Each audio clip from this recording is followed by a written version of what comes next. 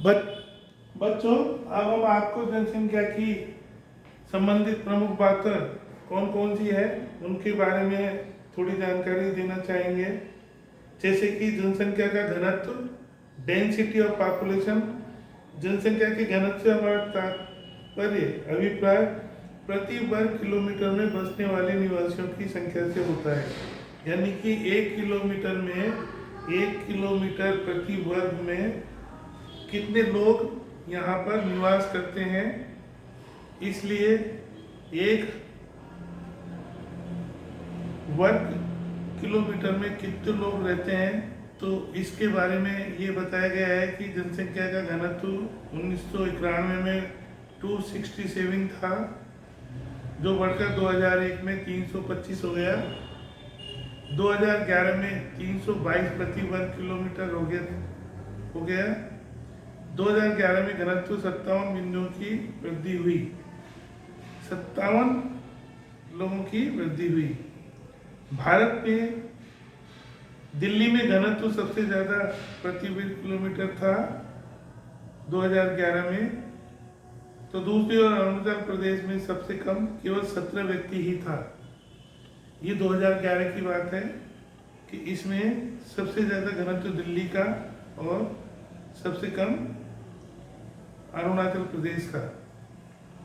इस प्रकार जनसंख्या के घनत्व की विभिन्नताओं के कारण भी होते हैं, जैसे भूमि की बनावट, मिट्टी की किस्म, वर्षा, सिंचाई, जलवायु, भौगोलिक, आर्थिक साधन, आर्थिक विकास की अवस्था, उपजाऊ मिट्टी, सिंचाई, उचित व्यवस्था आदि जनसंख्या के घनत्व में वृद्धि होती है। यानी कि जनसंख्या का घनत्व जो होता है उसको घनत्व को निर्भर करने वाली जो बातें होती है वो घनत्व उसके ऊपर निर्भर करता है कि वहाँ की भौगोलिक संरचना, मिट्टी की किस्म, वर्षा, सिंचाई, जल साधन, जलवायु किस प्रकार का है आदि बातों का जनसंख्या के घनत्व पर प्रभाव पड़ता है। इन चीज़ों के अभाव में जनसंख्या का घनत्व कम होता है। अब साक्षरता दर, भारत में साक्षरता की दर क्या है? लिटरेसी रेट इन इंडिया, यानी कि भारत में साक्षरता की दर किस प्रकार से होती है, ये किस प्रकार की है। तो साक्षरता दर से तात्पर्य यहाँ पर ये है कि भारत में कितने लोग साक्षर हैं, यानी कि कितने प्रतिशत लोग 2011 की जनसंख्या के मुकाबले भारत में 73 व्यक्ति साक्षर थे, जो लगभग 27% निरक्षर थे।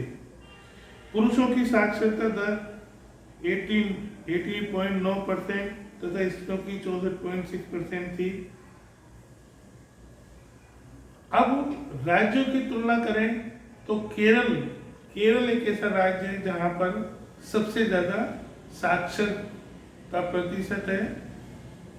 केरल में साक्षरता की स्थिति सर्वाधिक है और समस्त देश में आज भी लगभग 1/4 व्यक्ति निरक्षर है। स्त्रियों में साक्षरता की दर 2011 में 52.1% रही, जो राज्य में सभी राज्यों से नीचे पाई गई। इसमें राजस्थान में स्त्रियों के सामाजिक पिछड़ेपन की दशा का अनुमान लगाया जा सकता है। यानी कि साक्षरता की दर ये बताती है कि व्यक्ति किस प्रकार से पिछड़े हैं या उनमें पिछड़ापन किस प्रकार का है, इत्यादि बातों का ऊपर ये निर्भर करता है। अब हम आपको भारत में जनसंख्या का वितरण आयु, लिंग, ग्रामीण तथा शहरी क्षेत्रों में किस प्रकार से है, इसके बारे में जानकारी देंगे। तो आयु के अनुसार जनसंख्या की संरचना की गई है कि 0 से लेकर 14 वर्ष तक के कितने लोग हैं, 15 से 34 तक कितने हैं, 36 से 59 तक कितने हैं। इस प्रकार से ये आयु के हिसाब से जनसंख्या का वितरण किया गया है। फिर लिंग के हिसाब से किया गया है कि पुरुष कितने हैं और स्त्री कितने हैं। इस प्रकार से ये लिंग के आधार पर वर्गीकरण किया गया है। फिर एक वर्गीकरण का आधार शहरीकरण है। शहरीकरण कितना हुआ है और ग्रामीण लोग कितने हैं, गांव में रहने वाले कितने हैं। तो इस प्रकार का ये जो वर्गीकरण किया गया है, ये एक निश्चित मापदंडों के आधार पर किया जाता है।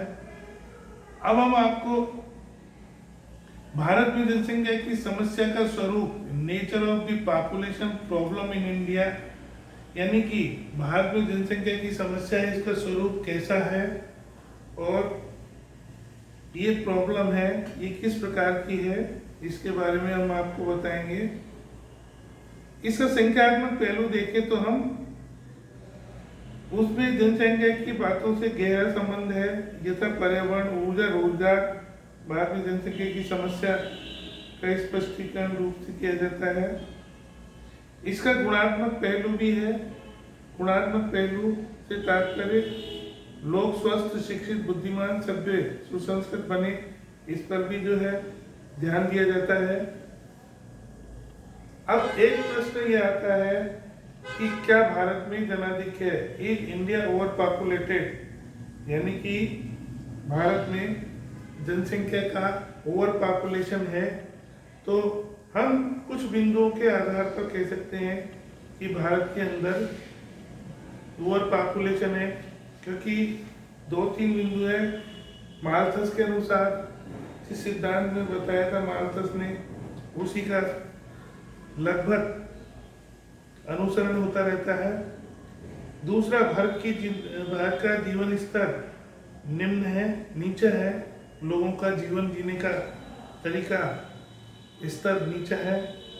भारत में खाद्य पदार्थों और उपभोग वस्तुओं का अभाव है। प्रति व्यक्ति उपलब्धि लगभग स्थिरता की दशा है, बेरोजगारी की दशा है इत्यादि के आधार पर हम कह सकते हैं कि भारत में जनाधिक्य है।